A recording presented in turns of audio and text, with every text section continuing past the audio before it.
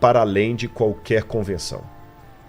É como se ele quebrasse muito... Não comunicaria nada. Tá. Você entendeu? Aliás, É que quando você faz algo que tem uma ruptura muito grande, a tendência daqueles a quem você quer ensinar é levantar uma barreira... Repulsa. Que depois você não vai conseguir transpassar. Entendi. Então eu quero que o Vilela me escuta, mas eu sei que ele odeia falar de cérebro. Aí eu vou chegar aqui, não, você vai ter que escutar de cérebro. Leite. Eu odeio doce de leite. Eu vou trazer canole com doce de leite pra Entendi. você, entendeu?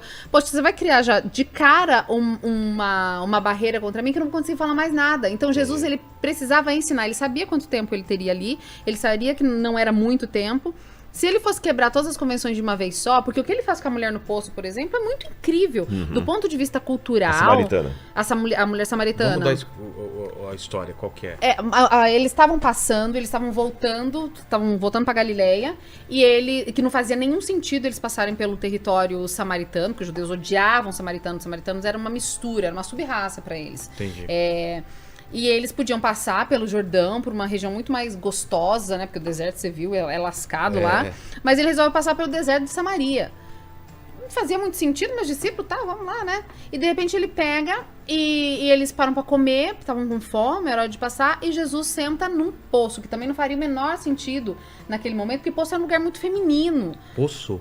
Eram as mulheres que buscavam água, era uma atividade feminina, entendeu? As mulheres que traziam água. As mulheres que buscavam a água. É que nem, sei lá, tirar o lixo, não sei na sua casa, mas na minha é uma tarefa masculina. Total. É o marido que tira lixo, faz nem sentido você me ver com lixo na mão. Tirar poço é um lugar de mulheres. Aí os discípulos saem, provavelmente para procurar comida, ele senta num poço. Só que era meio-dia. Quem é que vai no poço meio-dia? Não sei se você já foi no Nordeste do Brasil, é quente pra caramba. Você vai sair, que hora que você vai pegar um poço, fazer uma lata? Manhã, no finalzinho da tarde. Era o horário que todo mundo ia. Se você quer ir no poço naquele horário, você não quer ser visto, você não quer falar com ninguém, você não quer ouvir piadinhas de ninguém, você não quer ser acusado, você não quer ser nada, entendeu? Então, a gente já entende por aí que a mulher samaritana também não tinha uma boa reputação, também não era aceita na sua comunidade, também era excluída.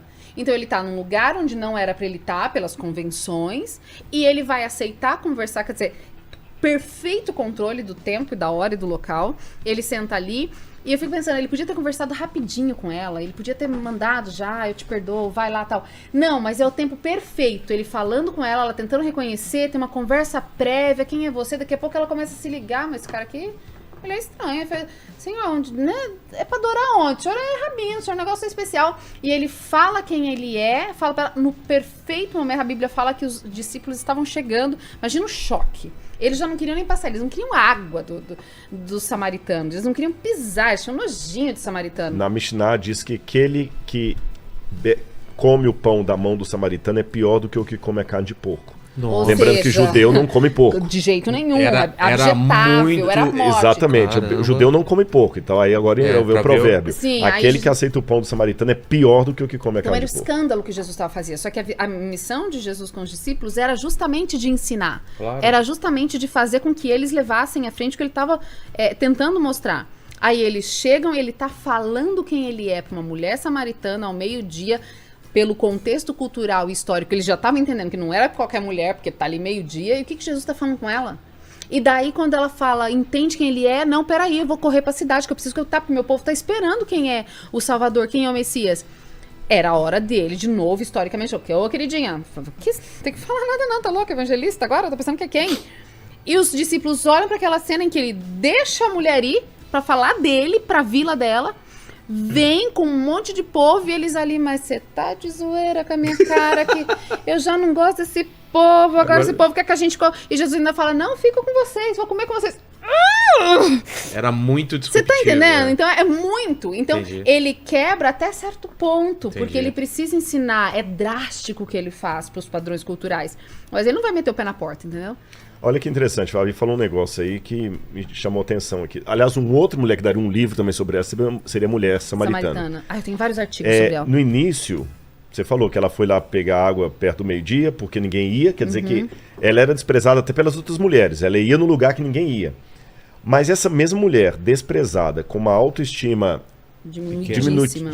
muito diminuída, ela, depois que encontra com Jesus, ela volta... Ela ganha coragem para voltar e falar com a cidade e tudo. O que isso me diz sobre a autoestima? Pô.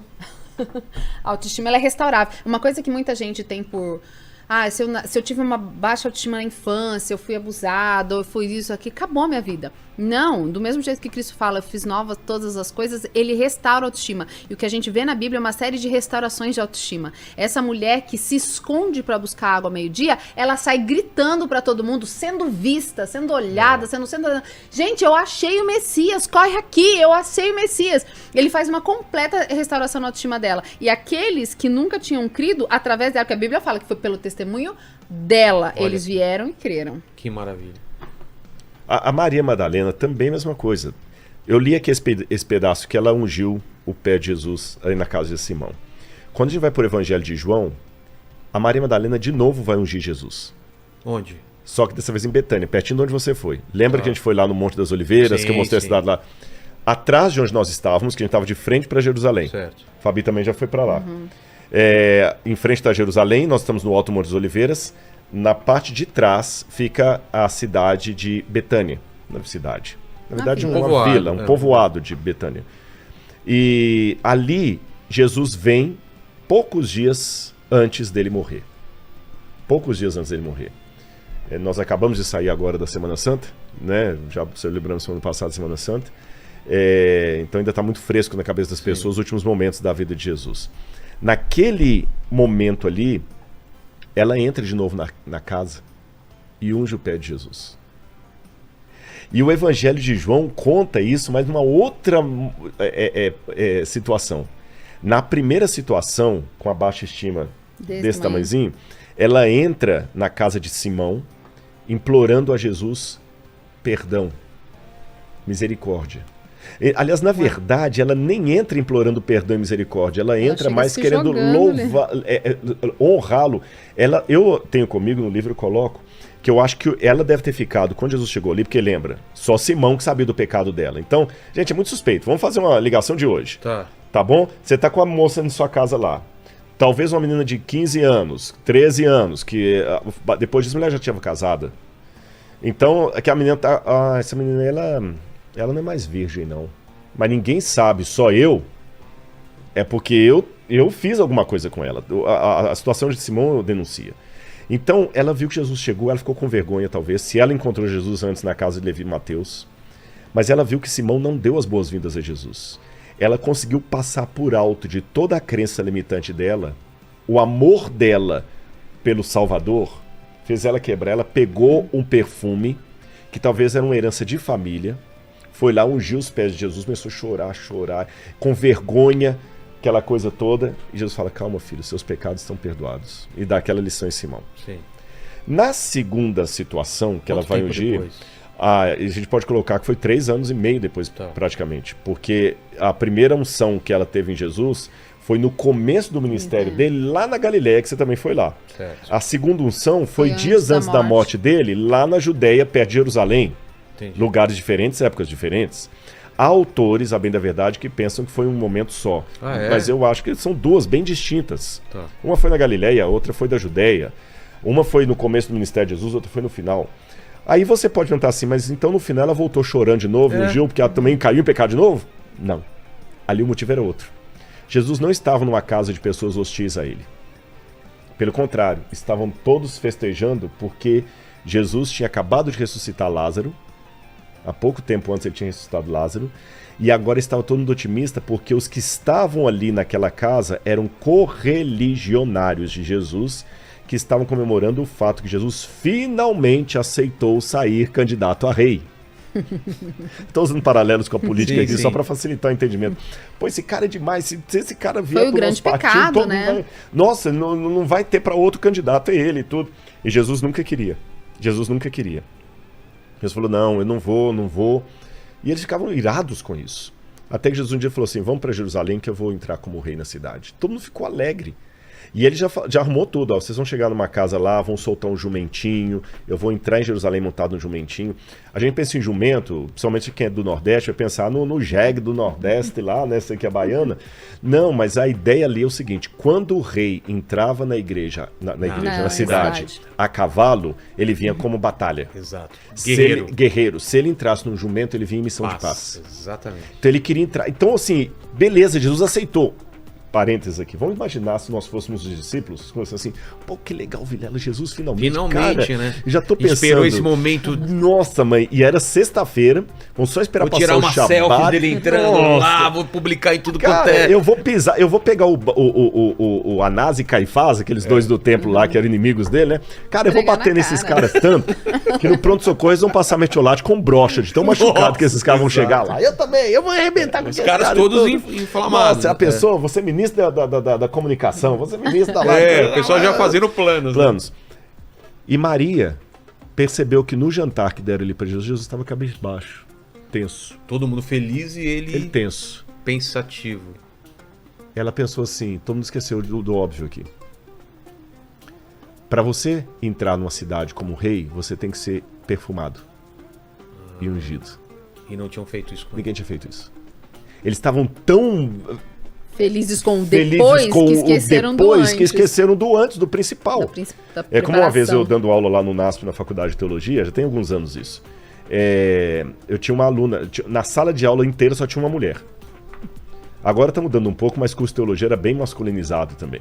Tinha uma menina, a melhor nota do grego, uma das maiores notas em grego que eu tive foi com ela. Eu era professor de grego. Aí, os alunos resolveram fazer um café da manhã em sala, para despedida do semestre. Perguntaram se poderia, 15 minutos antes da minha aula, fazer o café da manhã ali. Eu falei, claro, por que não, né? Tá terminando o semestre mesmo.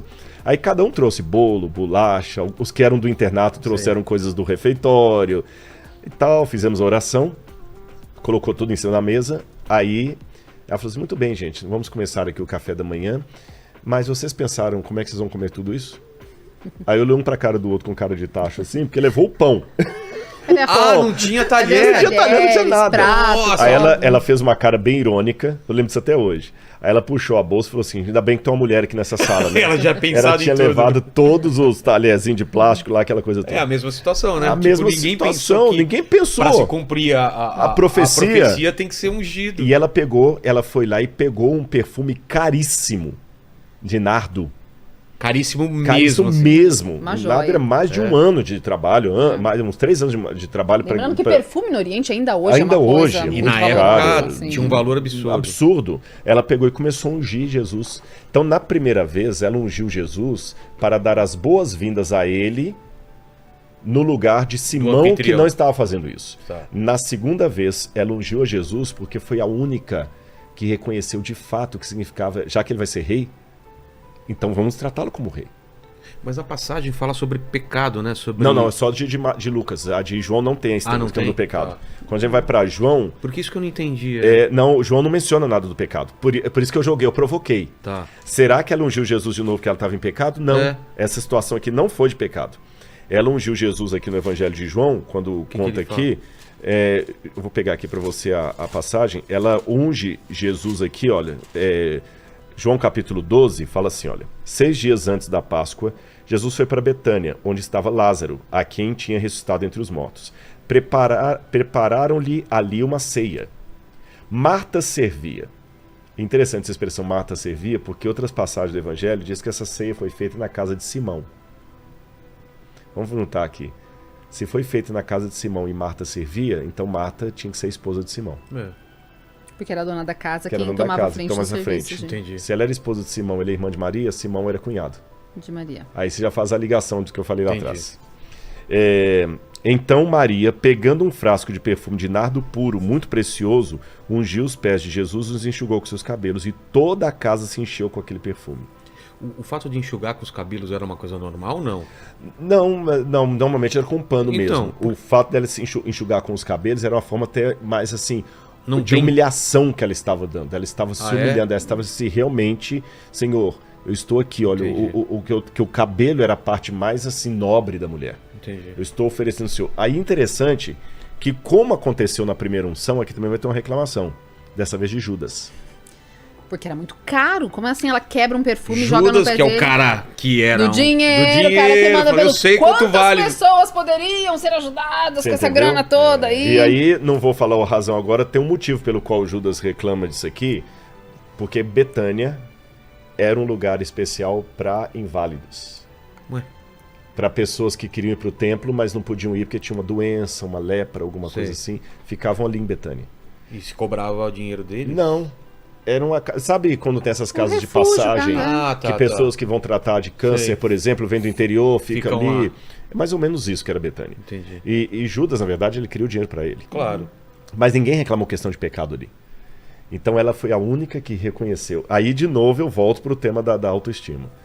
Você vê uma mulher que, num primeiro unção, ela tá de um jeito, na outra unção, ela tá destemida. Ela já toma uma decisão, vendo o erro das pessoas, de novo, ela toma essa decisão. Exatamente. Então eu aprendo duas coisas aqui, e aí eu já até, se eu falar bobagem, me corrija ou complementa aí, porque essa área é que você estuda mais do que eu. Eu sei que eu tenho uma pessoa com um problema de autoestima muito séria,